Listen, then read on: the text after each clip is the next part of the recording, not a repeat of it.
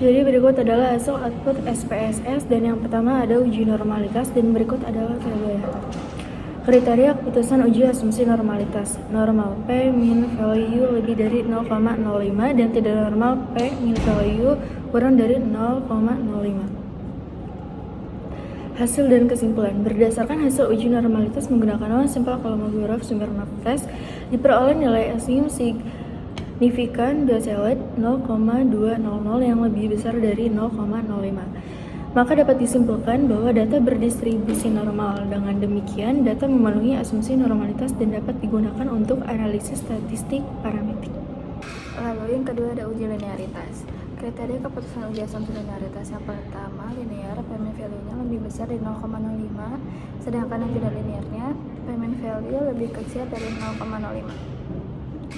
Jadi, hasil dan kesimpulannya berdasarkan output ANOVA pada uji linearitas antara kinerja tenaga kependidikan dan fungsi manajemen, diperoleh nilai signifikansi pada kolom linearity sebesar 0,792 dan nilai signifikansi pada kolom deviation from linearity sebesar 0,955.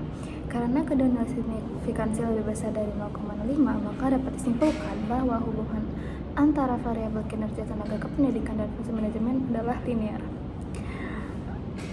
Dengan demikian, data memenuhi asumsi linearitas dan layak untuk dianalisis lebih lanjut menggunakan metode statistik yang mengasumsikan hubungan linear. Selanjutnya ada uji asumsi multikolinearitas.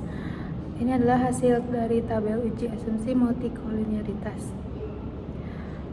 Kriteria keputusan uji asumsi multikolinearitas pada model regresi. Yang pertama, ada tidak terjadi multikolinearitas apabila nilai toleransi lebih dari 0,10.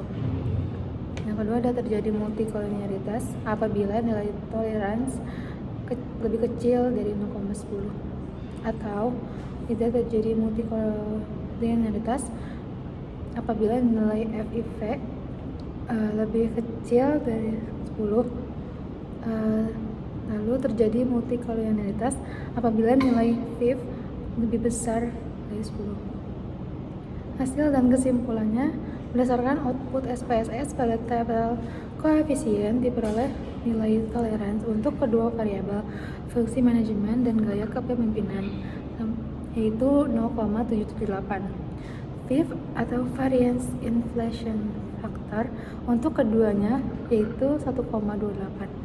Nilai-nilai tersebut toleransi lebih besar 0,10, FIV lebih kecil dari 10. Maka dapat disimpulkan bahwa tidak terjadi multikolinearitas atau variabel bebas dalam model regresi. Artinya masing-masing variabel independen tidak saling berkorelasi tinggi dan layak digunakan dalam analisis regresi. Selanjutnya yaitu uji asumsi autokorelasi. Seperti yang telah dilampirkan, hasil SPSS model summary yaitu hasil Durbin-Watson sama dengan 1,160. Kriteria keputusan uji asumsi autokorelasi diketahui N sama dengan 6, K sama dengan 3, DW sama dengan 1,160. Mencari DU atau batas atas Durbin-Watson dan DL batas bawah Durbin-Watson pada tabel Durbin-Watson. Caranya itu tabel Durbin-Watson K sama dengan jumlah variabel independen yaitu 2, N sama dengan 6, DL 1,10 dan DU sama dengan 1,59. Didapatkan nilai DU sebesar 1,59 dan DL sebesar 1,10, kemudian hitung nilai 4 dikurangi DW terlebih dahulu. Jadi 4 dikurangi 1,160 sama dengan 2,84. Di sini selanjutnya ada deteksi autokorelasi positif. Jika Durbin-Watson lebih besar dari batas bawah Durbin-Watson sama dengan terdapat autokorelasi positif. Jika Durbin-Watson lebih kecil dari batas atas sama dengan tidak terdapat autokorelasi positif. Jika batas bawah lebih kecil dari batas lebih kecil dari Darwin-Watson, lalu lebih kecil juga dari Darwin-Watson batas atas sama dengan pengujian tidak meyakinkan atau tidak dapat disimpulkan. Di sini juga ada deteksi autokorelasi negatif. Jika buka kurung 4 dikurang Darwin-Watson tutup kurung lebih kecil dari batas bawah Darwin-Watson, itu terdapat autokorelasi negatif. Jika buka kurung 4 dikurang Darwin-Watson kurung tutup lebih besar dari batas atas, sama dengan tidak terdapat autokorelasi negatif. Dan terakhir, jika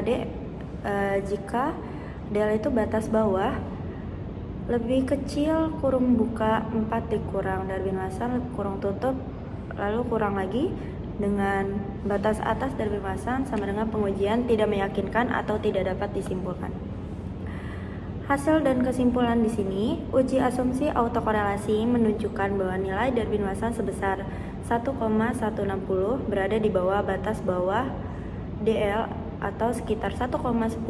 Oleh karena itu, terdapat indikasi autokorelasi positif dalam model regresi, yang artinya terdapat kemungkinan bahwa residual tidak bebas satu sama lain yang dapat mempengaruhi keakuratan estimasi model. Uji asumsi heteroskedastisitas. Di sini ada tabel koefisien dari heteroskedastisitas. Terus ada kriteria keputusan uji asumsi. Yang pertama ada terjadi heteroskedasitas apabila P min value lebih kecil daripada 0,05, dan di sini ada tidak terjadi heteroskedasitas apabila P value lebih besar daripada 0,05. Itu ada hasil dan kesimpulan. Fungsi manajemen 0,566 lebih besar daripada 0,05. Tidak terjadi heteroskedastisitas. Gaya kepemimpinan dengan 0,437 lebih besar daripada 0,05. Tidak terjadi heteroskedasitas karena seluruh variabel memiliki nilai sig dengan lebih besar daripada 0,05, maka tidak terjadi heteroskedastisitas dalam model regresi ini. Artinya model regresi telah memenuhi asumsi homoskedastisitas.